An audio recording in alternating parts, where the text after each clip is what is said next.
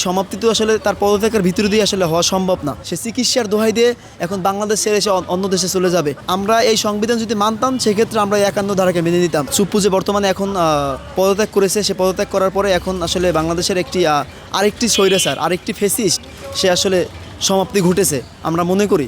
এখন এই সমাপ্তি তো আসলে তার পদত্যাগের ভিতর দিয়ে আসলে হওয়া সম্ভব না। এই চুপ্পুকে এখন শাস্তির আওতায় আনতে হবে এবং এই চুপ্পু বাংলাদেশে জুলাই গণঅভ্যুত্থান হয়েছে ২০২৪ সালে, সে আসলে তার যেই ভূমিকা ছিল সে তার ভূমিকা পালন করেছিল ফ্যাসিস্ট খুনি হাসিনার পক্ষ নিয়ে। আমরা দেখতে পেয়েছি কিভাবে আসলে আমার ভাইরা আসলে রক্তাক্ত হয়েছিল, সে হাসপাতালের বেডে আসলে বসে তারা মৃত্যুর সাথে আসলে কাতরাছিল, তারা সেই জায়গায় বসে চিকিৎসা না পেয়ে মারা গিয়েছিল। তখনও সেই চুপ্পু সেই ফ্যাসিস্টদের পক্ষ নিয়েই কথা বলছিল।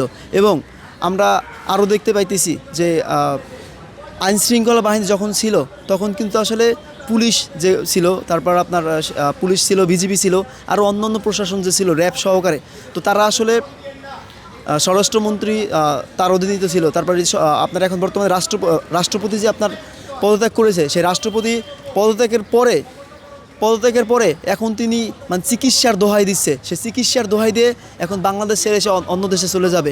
আসলে আমরা এরকম একজন ব্যক্তিকে যে আসলে খুনিদের দূষর, সে একজন খুনি, সেই খুনিকে আসলে আমরা কোনোভাবেই এই বাংলাদেশ থেকে আসলে চলে যেতে দেব না।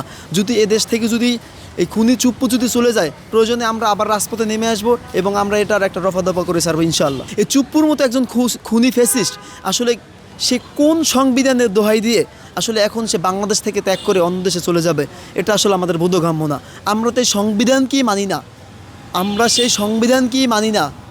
আমরা এই সংবিধান যদি মানতাম সেক্ষেত্রে আমরা এই ৫১ ধারাকে মেনে নিতাম। যেহেতু আমরা সংবিধান মানি না, সেহেতু আমরা এই চুপ্পুর আসলে একদম ফাঁসি চাই।